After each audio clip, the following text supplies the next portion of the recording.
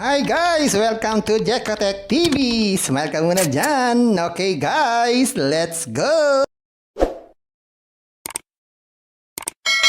And guys, ito yung kanilang registration form. Mag-register tayo para makita natin kung ano bang klaseng application to.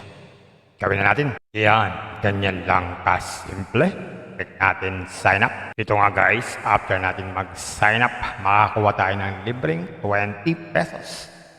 Pero maliban dyan, wala na pong ibang libre. Kailangan na mag-invest. Kaya check natin ang investment dito na inaalok sa atin sa invest. Yan, ito yung mga investment na inaalok sa atin. Pinakamalit ay 200 pesos.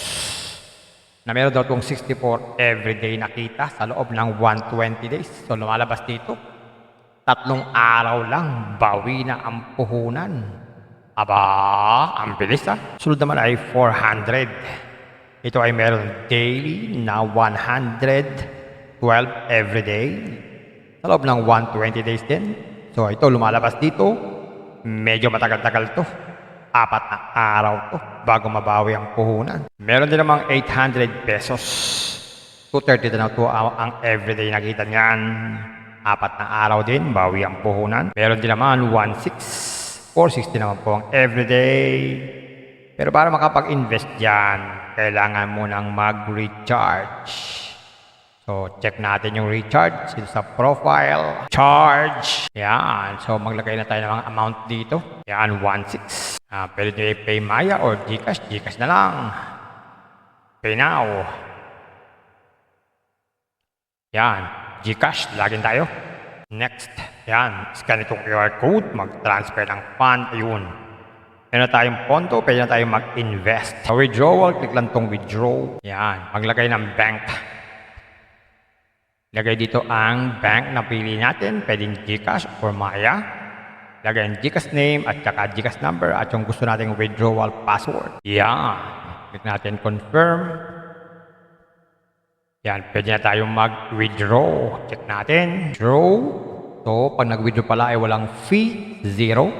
Ang minimum ay 60. Pero anytime pwede mag-withdraw at wala naman na kayo dito.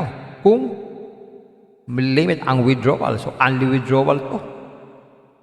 Check pa natin yung iba. So meron sila itong deposit record. Ma-check natin yung ating mga recharge, withdrawal record para ma-check natin kung pumasok ka ang ating withdraw. At bank wallet, pwede tayong magpalit-palit dyan ng ating Gcash. At may order din. Dandyan yung mga investment natin. At yung ating kikita araw-araw at pwede tayong sumali sa support group para tayo makapagkwentuhan sa mga naririto. So ayan mga guys, another application. Mabilis mababawi ang puhunan, kaya alam nyo na ang sagot. Ito ay para sa mga risk taker. At sa mga risk taker dyan, ingat kayo bago kayo mag-invest. At sa mga nandyan naman na naghahanap ng long term, lagpasan nyo muna to dahil ito ay walang kasiguruhan. Maaaring ito'y tumagal, maaaring hindi. Kaya hanap-hanap na lang po ng iba sa mga naghahanap dyan ng long-term investment online. Pampaalala, ang ganitong mga application, minsan tumatagal, pero minsan sandaling-sandali lamang. Kagaya itong application na to, ang hula ko dito, tatagal ito mga 4 to 5 days. Pag sumobra dyan, swerte na tayo. Kaya maging maingat sa ating pag-invest. At kung wala kayong pag-invest,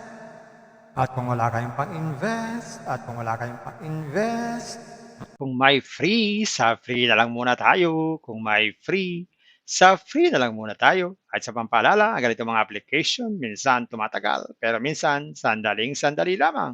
Kaya maging maingat sa ating pag-invest. Paring paalala, sabi po sa 1 Timothy chapter 6 verse 10, for the love of money is a root of all kinds of evils, is true this craving that some have wandered away from the faith and pierced themselves with many pangs. Totoo po ito.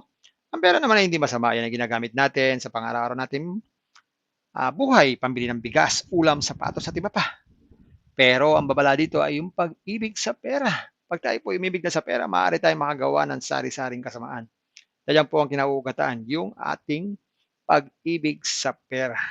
Kaya ito po ay isang babala dahil ating ibang mga kasama natin ay nawala na sa pananampalataya. Mas pinili nilang ibigin ang pera. Hindi na natin alam kung nasaan sila. Kaya pinag-iingat po tayo dito. Mag-iingat po tayo sa pag-ibig sa pera. Bye-bye. Ingat lagi sa pag-invest. Bye. Hi guys! Welcome to Jekotech TV! Smile ka muna dyan! Okay guys, let's go!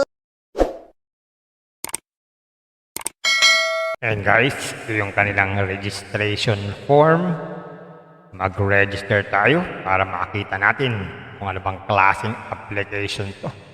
Gawin na natin. Yan, ganyan lang kasimple. Click natin sign up. Ito nga guys, after natin mag-sign up, makakuha tayo ng libreng 20 pesos. Pero maliban dyan, wala na pong ibang libre. Kailangan na mag-invest. Kaya i-check natin ang investment dito na inaalok sa atin sa invest. Yan, ito yung mga investment na inaalok sa atin. Pinakamaliit ay 200 pesos. Na meron daw itong 64 everyday na kita sa loob ng 120 days. So lumalabas dito, 3 araw lang, bawi na ang puhunan. Aba, ang bilis Sunod naman ay 400. Ito ay meron daily na 112 everyday.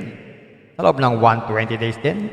So ito lumalabas dito, medyo matagal-tagal to. 4 na araw to bago mabawi ang puhunan. Meron din namang 800 pesos. 230 na to ang everyday nakita niyan. 4 na araw din, bawi ang puhunan. Meron din naman 16. 460 naman po ang everyday. Pero para makapag-invest dyan, kailangan mo nang mag-recharge. So, check natin yung recharge dito sa profile. Charge. Yan. So, maglagay na tayo ng mga amount dito. Yan, 16. Pwede nyo i-pay Maya or Gcash. Gcash na lang. Pay now. Yan. Gcash. Login tayo. Next. Yan. Scan itong QR code. Mag-transfer ng fund. Ayun. Meron na tayong pondo. Pwede na tayong mag-invest. Sa withdrawal, click lang itong withdraw. Yan. Maglagay ng bank. Lagay dito ang bank na pili natin. Pwedeng Gcash or Maya. Lagay ang Gcash name at saka Gcash number at yung gusto nating withdrawal password. Yan. Click natin confirm. Yan. Pwede na tayong mag-withdraw. Check natin. Withdraw. So, pag nag-withdraw pala ay walang fee. 0. Ang minimum ay 60. Pero anytime pwede mag-withdraw. At wala naman na kayo dito. Kung limit ang withdrawal. So, only withdrawal to. Check pa natin yung iba. So, meron siya itong deposit record. Ma-check natin yung mga ating mga recharge, withdrawal record para ma-check natin kung pumasok ka ang ating withdraw. At bank wallet. Pwede tayong magpalit-palit dyan ng ating Gcash. At may order din. Dyan yung mga investment natin. At yung ating kikita araw-araw. At pwede tayong sumali sa support group para tayo makapagkwentuhan sa mga naririto. So ayan mga guys, another application. Mabilis mababawi ang puhunan. Kaya alam nyo na ang sagot. Ito ay para sa mga risk taker. At sa mga risk taker dyan, ingat kayo bago kayo mag-invest. At sa mga nandyan naman na naghahanap ng long term, lagpasan nyo muna to. Dahil ito ay walang kasiguruhan. Maaaring ito'y tumagal, maaaring hindi. Kaya hanap-hanap na lang po ng iba sa mga naghahanap dyan ng long-term investment online. Pampaalala, ang ganitong mga application, minsan tumatagal, pero minsan sandaling-sandali lamang. Kagaya itong application na to, ang hula ko dito, tatagal ito mga 4 to 5 days. Pag sumobra dyan, swerte na tayo. Kaya maging maingat sa ating pag-i-invest. At kung wala kayong pag-invest,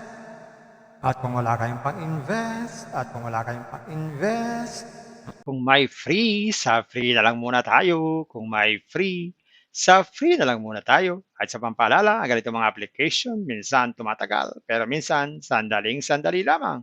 Kaya maging maingat sa ating pag-invest. Paring paalala, sabi po sa 1 Timothy chapter 6 verse 10, for the love of money is a root of all kinds of evils, is true this craving that some have wandered away from the faith and pierced themselves with many pangs. Totoo po ito. Ang pera naman ay hindi masama. Yan ang ginagamit natin sa pang-araw-araw natin buhay, pambili ng bigas, ulam, sapatos at iba pa.